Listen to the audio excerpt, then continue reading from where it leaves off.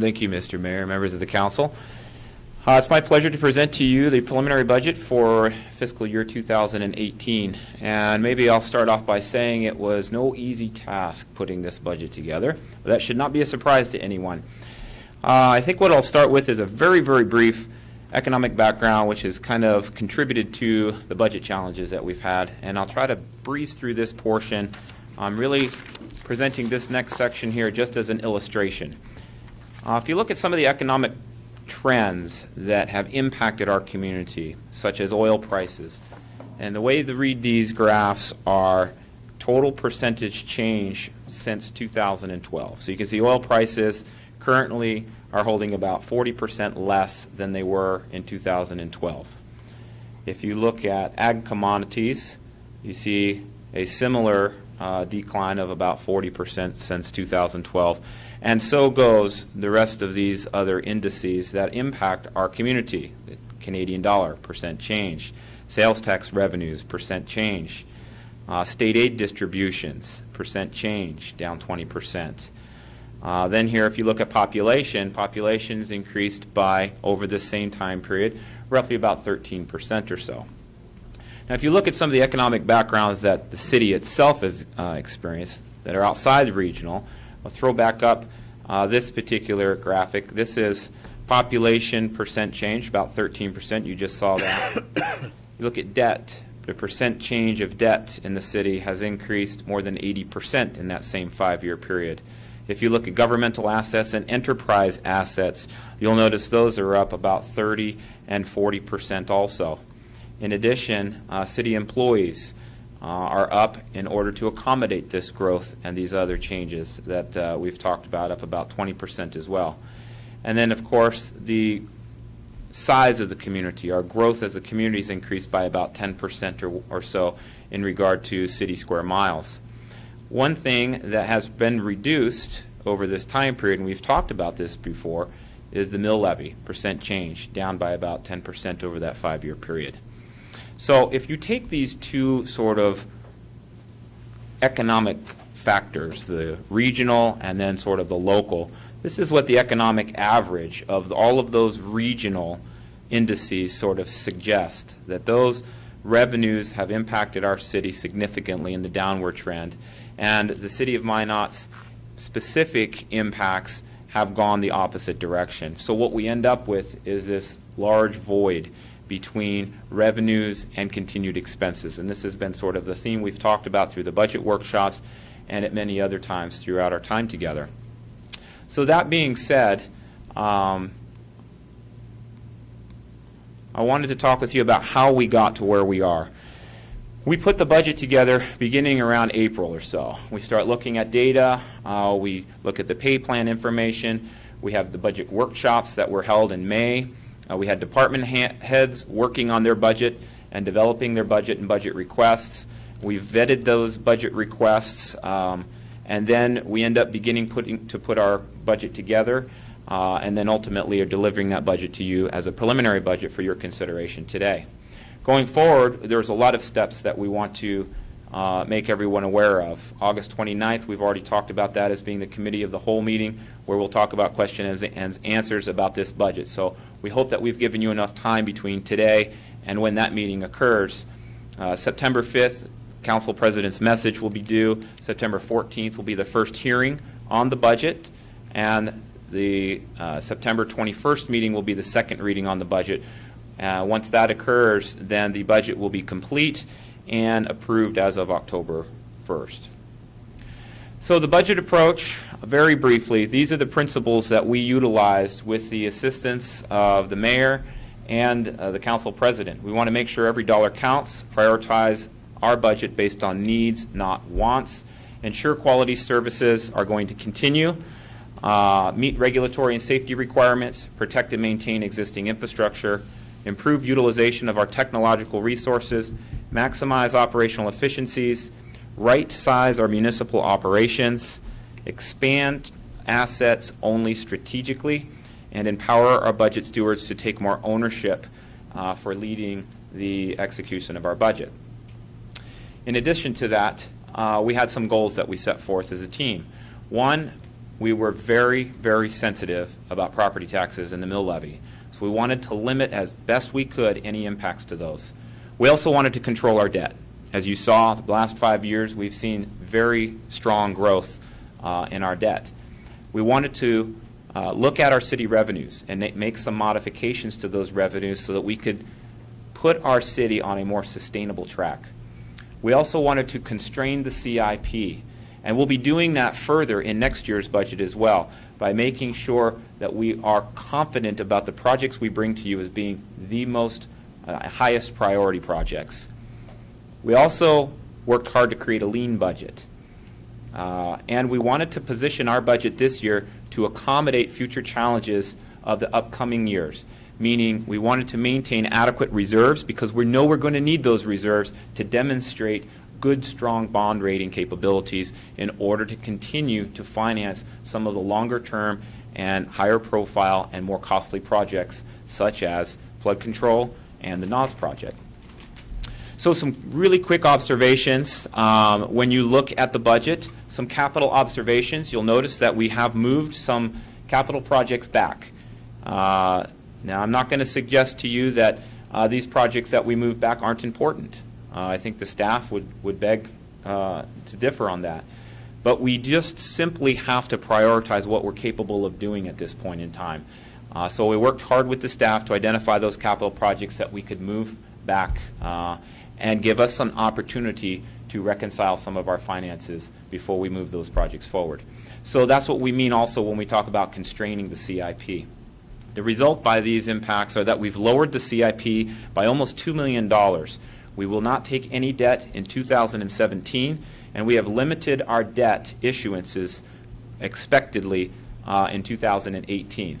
This is a significant deviation from the practice that the city has been on for the last 5 years. Additionally, we need to position ourselves for rising debt. Now, I won't sit here and tell you that you can expect limited debt going forward after 18.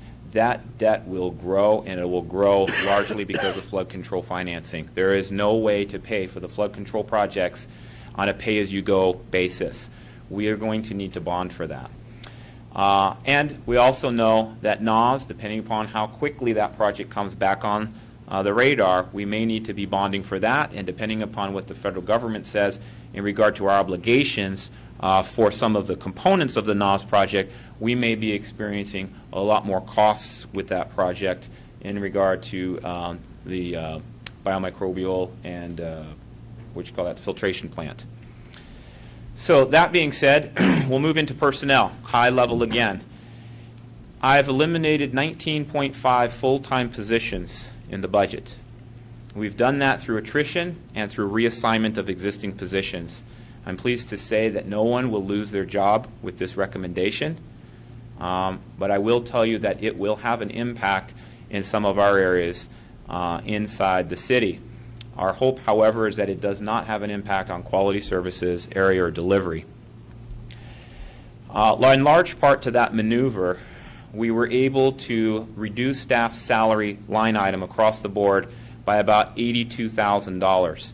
Now that is after we include the extra help adjustments, all of the raises that have been contemplated through the compensation plan that the City Council has already approved, and any career ladder adjustments that the civil service requires.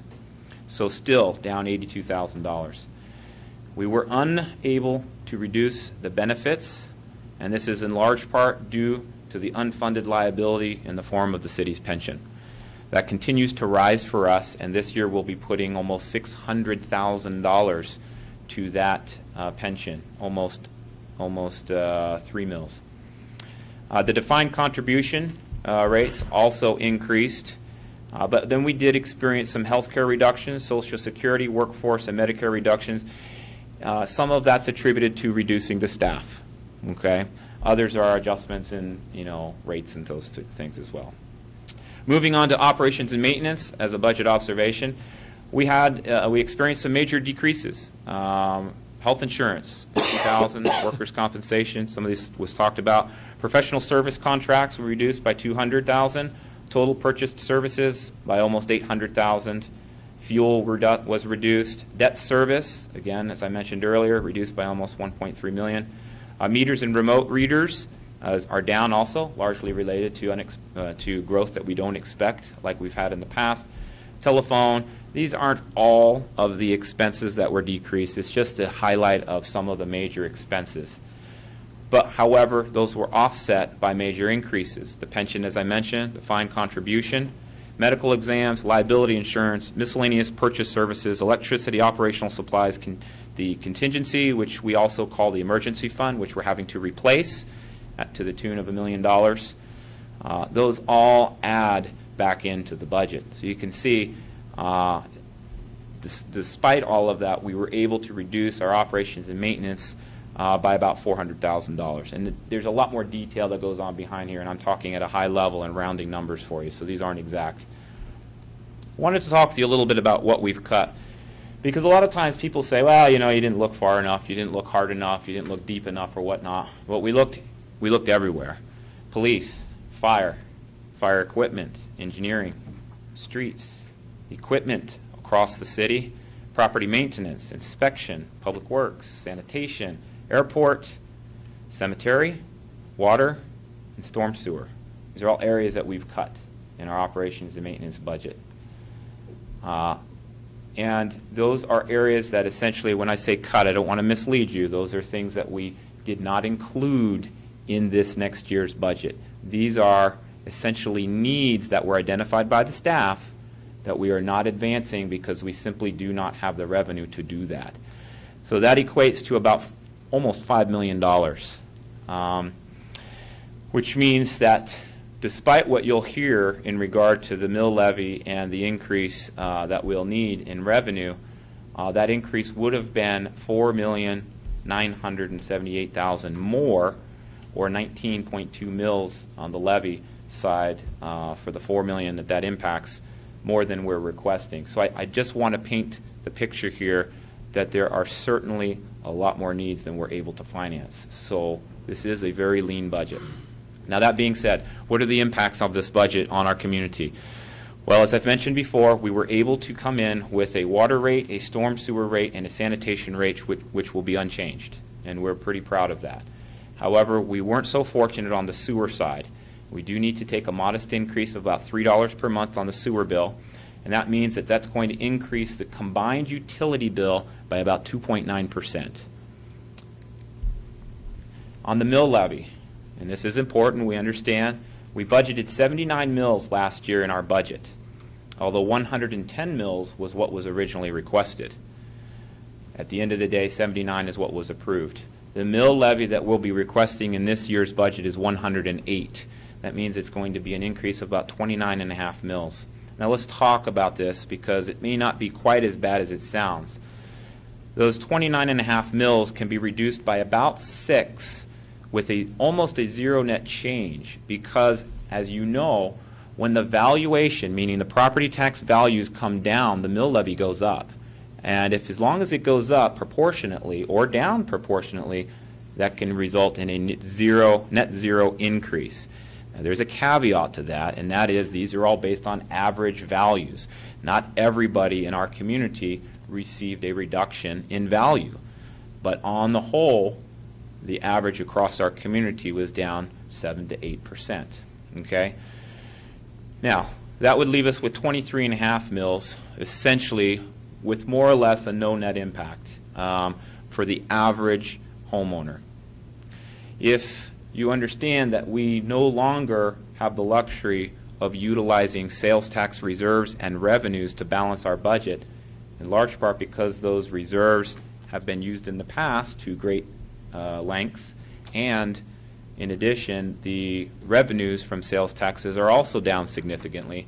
We don't have the luxury to use sales taxes to backfill the revenue side of our operation. That reduced 16.16, or what has been used in the past, and what we maybe would have considered using would have been a 16.16 sales tax reserve, which we have to make up. There's no way to make that up. That leaves you with 7.34 mills, or about $1.5 million that's being changed here for the most part. Because up to this point, we're talking about valuation changes, and we're talking about no longer being able to access sales tax reserves and revenues to balance the budget.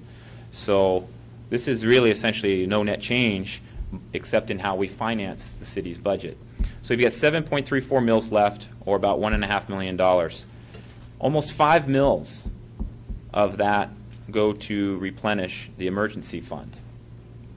That leaves 2.39 mils, and 2.08 mils, as I've already mentioned to you, are associated with the unfunded liability, the pension. And I'll remind you that the pension is in large part in the shape that it's in is because some decisions like the ones we're facing today were made not to essentially, made differently in the past. So essentially what you can see when you go through this exercise, that essentially the budget is for the most part flat and really reduced.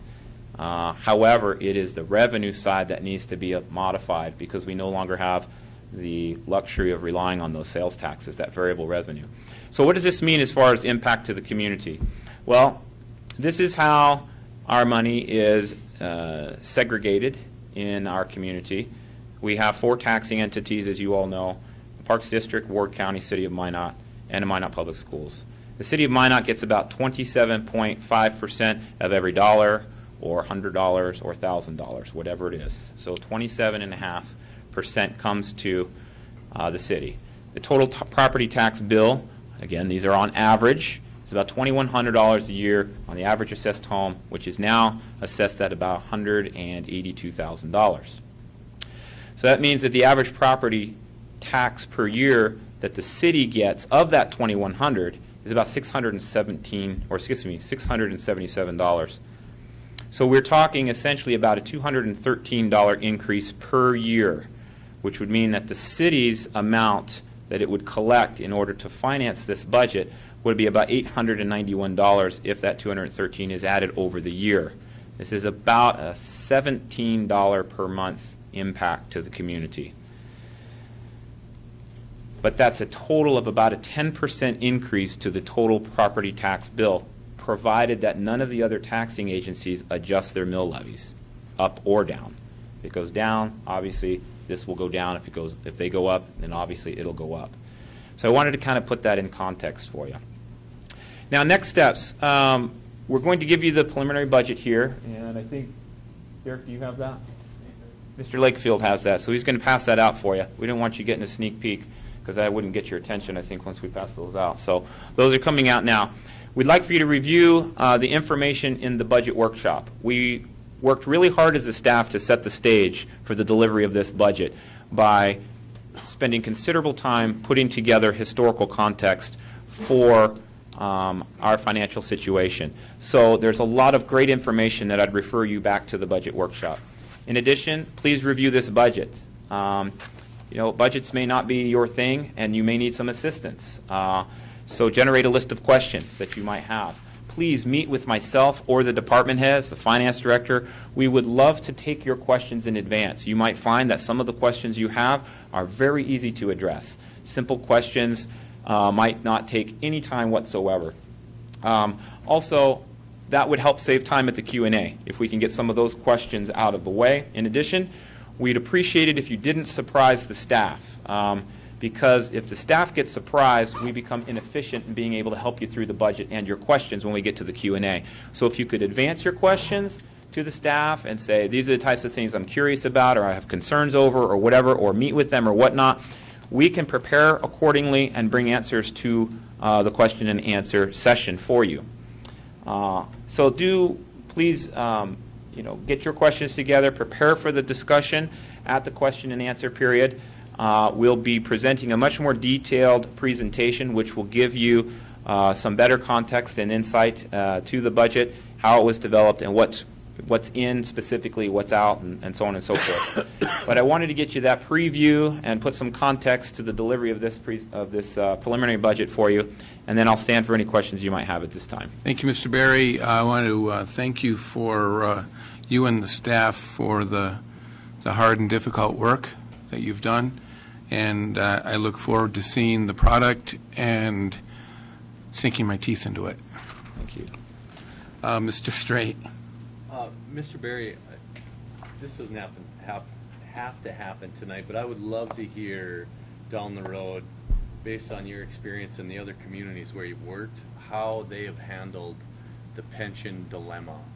I know this is a national issue, and I think this is a piece where I would just like to hear your observations based on your experience in your other municipalities. And again, I think down at the budget hearing would be best place for that. Alderman Wolski. Thank you, Mayor. Tom, I think this goes without saying, but this preliminary budget, is this going to be available to the general public as well? Is this available on the website? I know there's people interested in seeing this as well.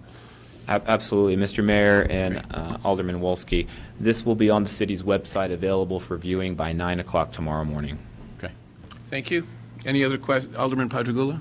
I just wanted to compliment you, Tom, on the background. This is my 10th budget since 1998, and this is the best orientation that we've ever gotten, the best big picture view of the context in which you're offering this budget. And I think that's really remarkable, and I'm really impressed and really pleased. Now, goodness knows what the details will be, but I think it's critical to have that perspective, to have that background. I appreciate being given that. Thank you. Thank you. Any other questions? Seeing none, we're in line for an adjournment. So moved. Moved by Janser. Second. All those in favor signify by saying aye. Aye. Those opposed?